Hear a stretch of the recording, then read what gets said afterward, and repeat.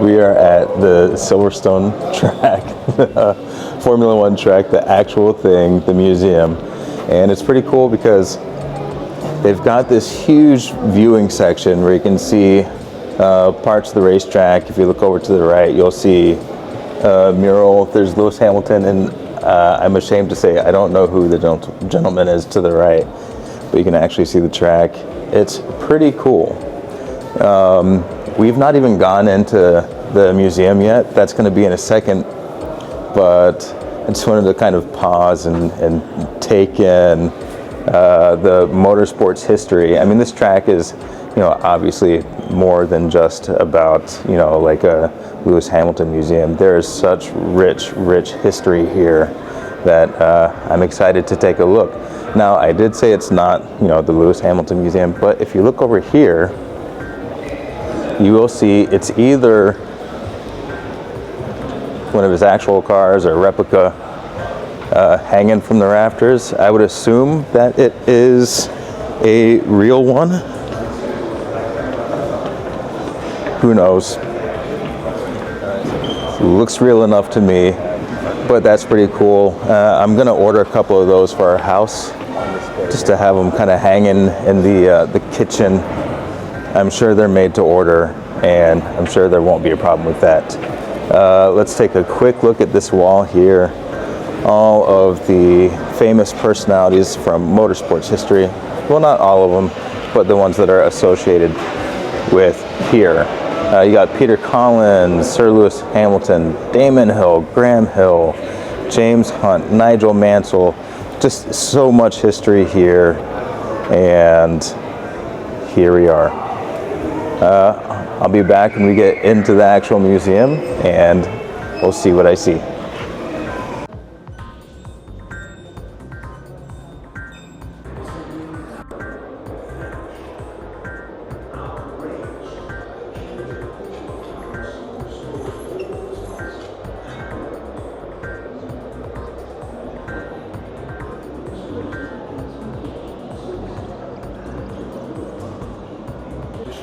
All right, so something that my wife pointed out to me was on these signs, it shows the speed. I don't know if it's a speed limit, but maybe it's the average speeds when you're going around these sections of the track.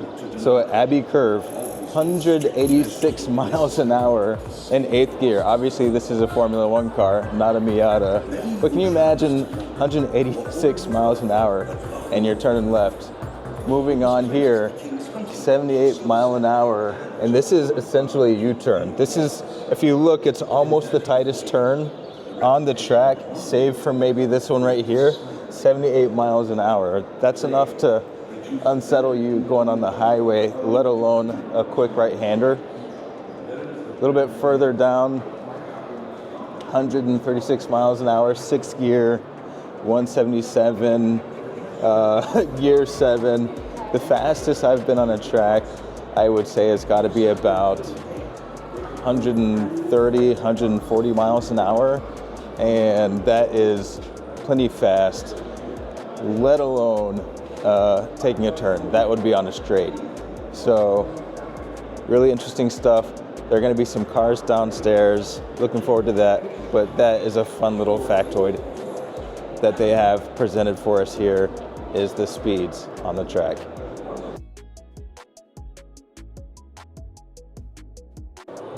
Okay, so we've already talked about the speeds on the track.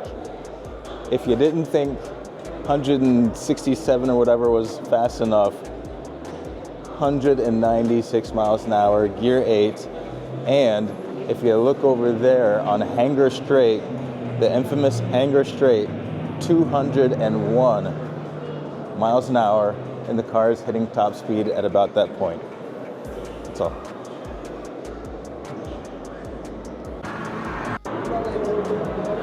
So this is astonishing.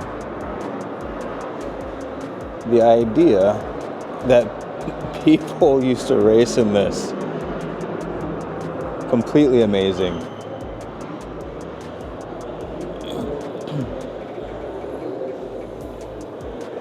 Zero protection, zero safety gear.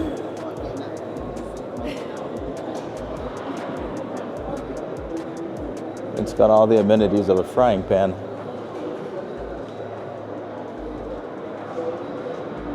Wow.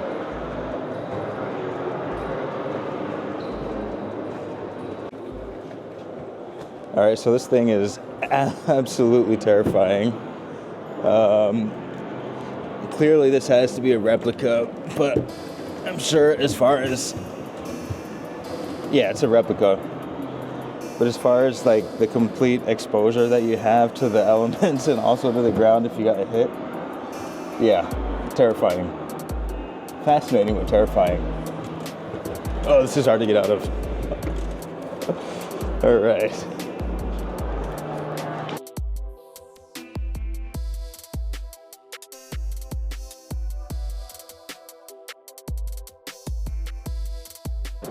All right, so we are on the first floor, and this is where they keep the hardware. This is, I'm sure, what everybody's wanting to see. So I was just talking to a couple of gentlemen, and they were saying that, I guess in the 70s, this is not 70s era. What era is this? Oh no, I guess it is 70s era, 1976. Anyhow, in the 70s, apparently about 2 drivers died every year in Formula One. Well, with a car that looks like that, you can kind of see why. And I think between, you know, the 50s and the 70s or whatever, like horsepower really shot up. I think at one point, I don't know if it was in the 70s, but some other time, 1,200 plus horsepower, that was par for the course, with 0 safety equipment, with the exception of seat belts. Outside of that, you're kind of on your own. That's why Formula One drivers get paid so much, because it was and still is a very dangerous sport. But yeah, let's enjoy some hardware.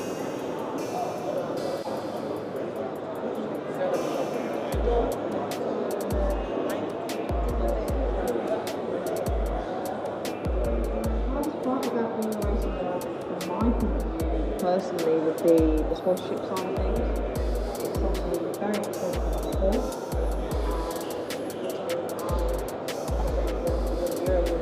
Yes, so I have to go out and find my sponsorship. All right, here we have the actual Red Bull car, the RB10, that Daniel Ricciardo drove. And what year was that, honey? In 2014, and apparently he finished 3rd in the driver's standings. My wife is a better historian than I am, that's for sure.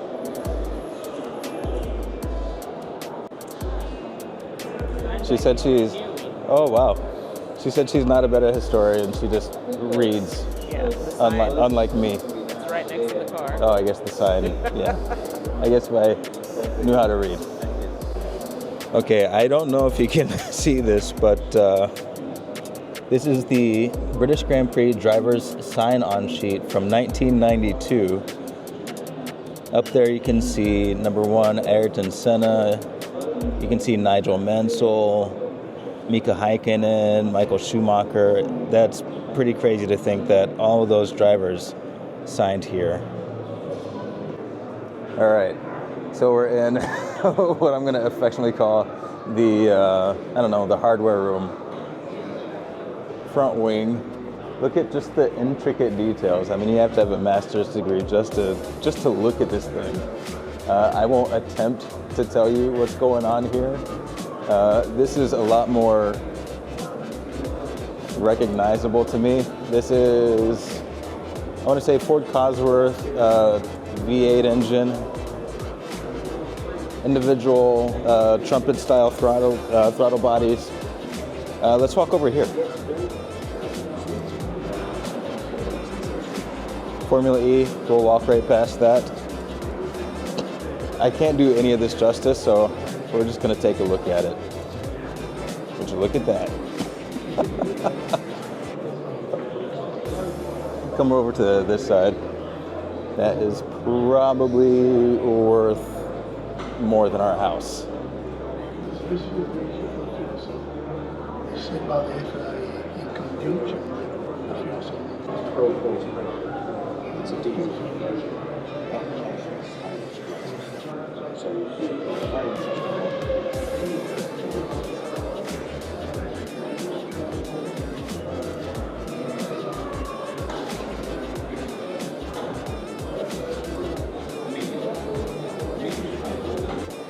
All right, this is a Radical SR10.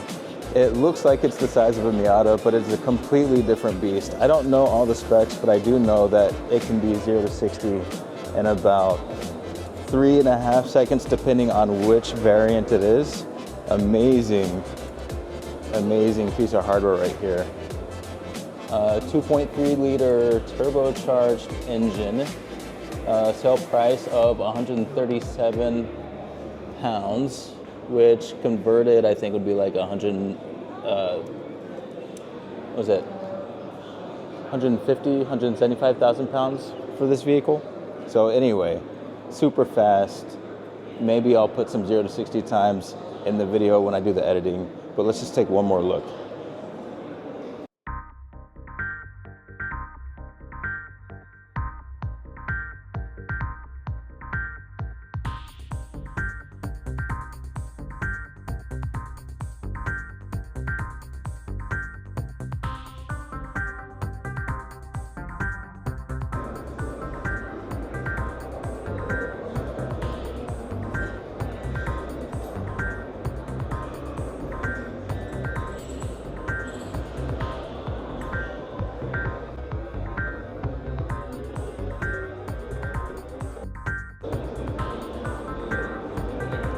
Nigel Mansell's car.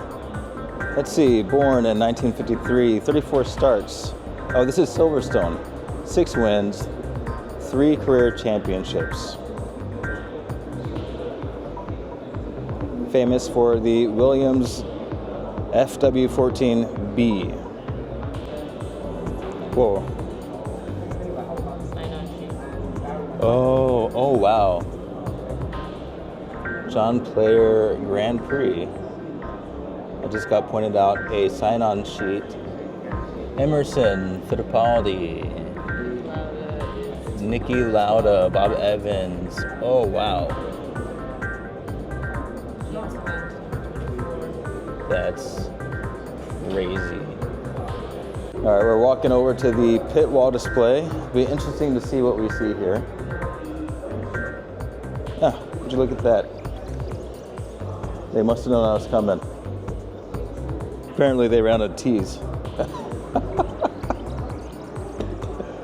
Awesome.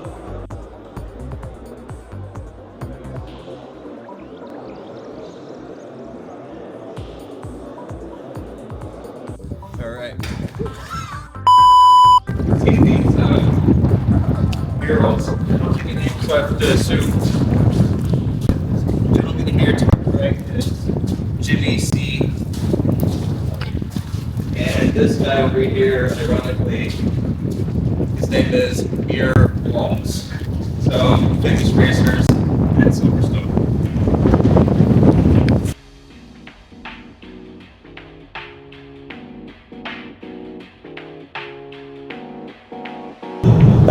So I have some thoughts about driving in the UK, especially the British back roads.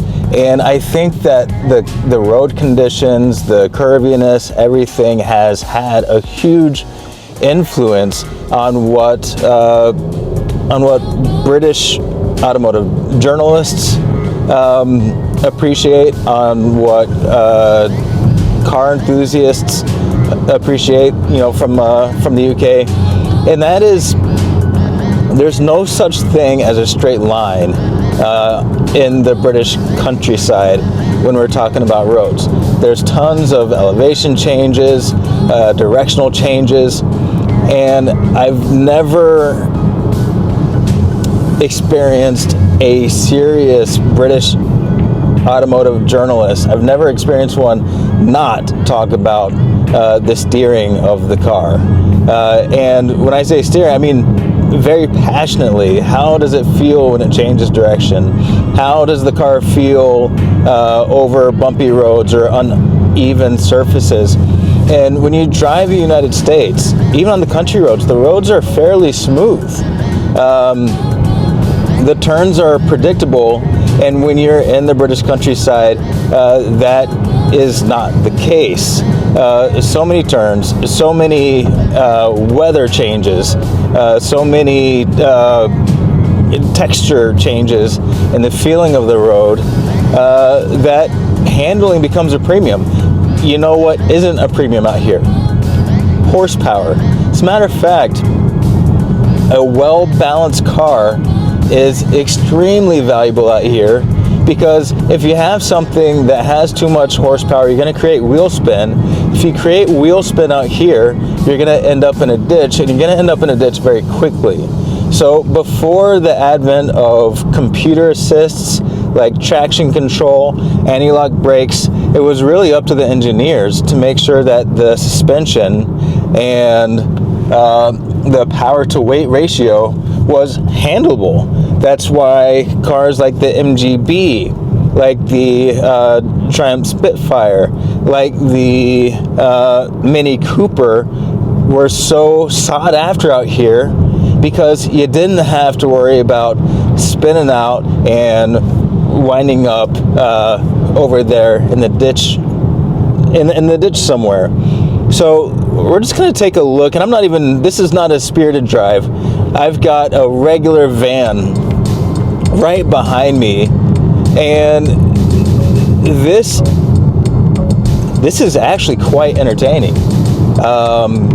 I think in the States, like most people who are driving on a road this narrow, with this much elevation and directional change, you would probably call this a special drive. Out here, this is just a commute. I've got a work van behind me that is keeping up pretty closely. Doesn't look like he wants to slow down. As a matter of fact, looks like he wants me to speed up. I'm not going to do so. This is not my hometown. I don't know the roads too well, but I can definitely see how something like an MX-5 would be extraordinarily both valuable and fun out here, and something like a 700 horsepower Dodge Charger would be, to use a British term, rubbish. All right, I had some thoughts about, okay, I'm self-conscious. I'm gonna keep talking until I get my bearings. I'll edit this part out.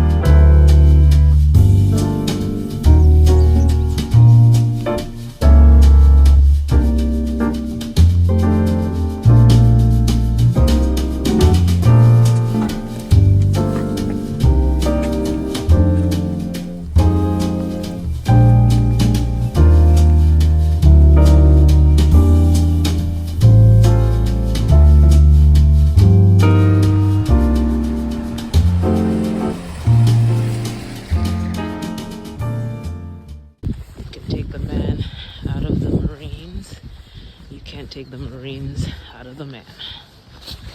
That is, you know who can't hike. No, we did hike for a bit.